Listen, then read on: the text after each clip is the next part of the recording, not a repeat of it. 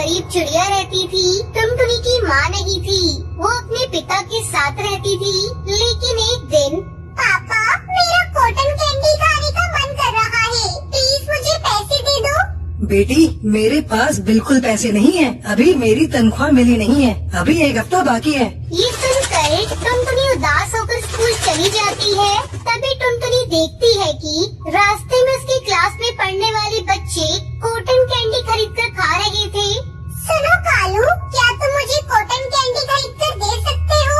अभी मेरे पास पैसे नहीं है, जब मेरे पापा पैसे देंगे तब मैं तुम्हारे पैसे लौटा दूंगी। नहीं नहीं, मैं तुझे कॉटन कैंडी खरीद कर नहीं दूंगा। ऐसा मत कहो, मैं तुम्हारे पैसे दे दूंगी।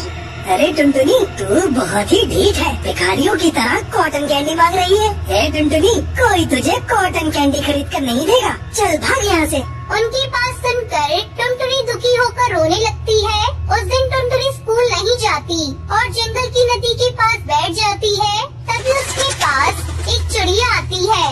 सुनो बेटी, मैं जानती हूँ तुम्हें कॉटन कैंडी खाना है, तुम मेरे साथ मेरे घर चलो, मैं तुम्हें ढेर सारी कॉटन कैंडी खिलाऊंगी। उस चिड़िया की बात सुनकर टुनटुनी खुश हो जाती है और उसके साथ उसके घर चली जाती है। वो चिड़िया टुनटुनी को ढेर सारी कॉटन कैंडी देती है। टुनटुनी वो सारी कॉटन कैंडी अपने घर ले जाती है। देखो पापा, आज मुझे जंगल में चिड़िया मिली थी, उसने मुझे ढेर सारी कॉटन कैंडी दी है, मैं ये कॉटन कैंडी खा लेती हूँ, बाकी की कल मैं अपने स्कूल के बच्चों को दे दूंगी, क्योंकि आज इन सब ने मेरा बहुत मजाक उड़ाया था। लेकिन मैं साबित कर दूंगी मैं उनकी तरह बुरी नहीं हूँ। फिर अगले दिन टुनटुनी ढेर सारी कॉटन कैंडी लेकर स्कूल पहुँच जाती है और एक एक करके सभी बच्चों को कॉटन कैंडी बांट देती है।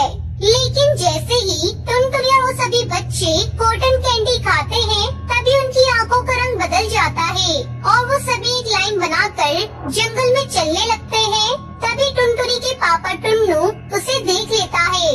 अरे बेटी, तुझे क्या हो गया? तू इस तरह कहाँ जा रही है?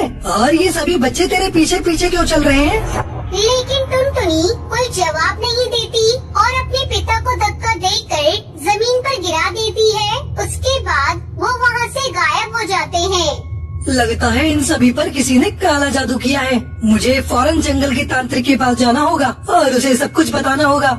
इतना कहकर टुन्नू चिड़ा तांत्रिक के पास जाकर उसे सब कुछ बता देता है। तांत्रिक अपनी शक्ति से सारी सच्चाई का पता लगा लेता है। यह भूतिया चिड़िया की आत्मा का नाम है, जो पक्षियों को कॉटन कैंडी खिलाकर अपने वश में कर लेती है। हमें जल्दी जाकर सभी बच्चों को बचाना होगा, वरना वो उन्हें मारकर खा जाएगी। उसके बाद तांत्रिक ढेर सारी कॉटन कैंडी बनाकर तैयार कर लेता है और उन पर पवित्र जल छिड़क देता है। फिर तांत्रिक और टुन्नू चिड़ा जंगल की ओर निकल जाते हैं। थोड़ी दूर चलने के बाद उन्हें घर दिखाई देता है।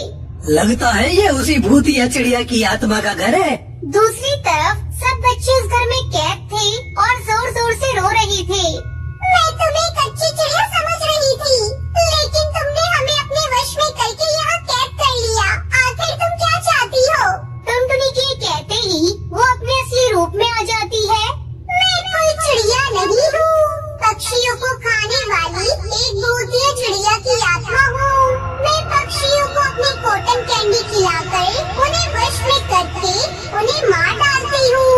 अब तुम सबकी बारी है, मैं तुम्हें मार डालूंगी। इतना कहकर भूतिया टोली चिड़िया की आत्मा वहाँ से चली जाती है। तभी तांत्रिक और टुन्नू फौरन सभी बच्चों को आजाद कर देते हैं। तभी भूतिया टोली चिड़िया की आत्मा ये सब देख लेती है और गुस्से में तांत्रिक को मारने के लिए आगे बढ़ती है। लेकिन तांत्रिक मंत्र पढ़कर भूतिया चिड़िया की आत्मा को एक जाल में कैद कर देता है। तांत्रिक, मुझे जाल से आजाद कर दे, वरना मैं तुझे मार कर खा जाऊंगी। तू मुझे नहीं मार सकती, चल मरने के लिए तू तैयार हो जा। इतना कहकर तांत्रिक अपने साथ लाई हुई कॉटन कैंडी जबरदस्ती उस भूतिया चिड़िया की आत्मा को खिला देता है और कॉटन कैंडी को खाते ही वो बेहोश हो जाती है। उसके बाद तांत्रिक जाल में कैद भूतिया टूरी चिड़िया की आत्मा को उठाकर एक समुद्र के किनारे ले जाता है और उसे समुद्र में फेंक देता है। उसके बाद भूतिया टूरी चिड़िया की आत्मा समुद्र में ही डूबकर मर जाती Never है। miss an update.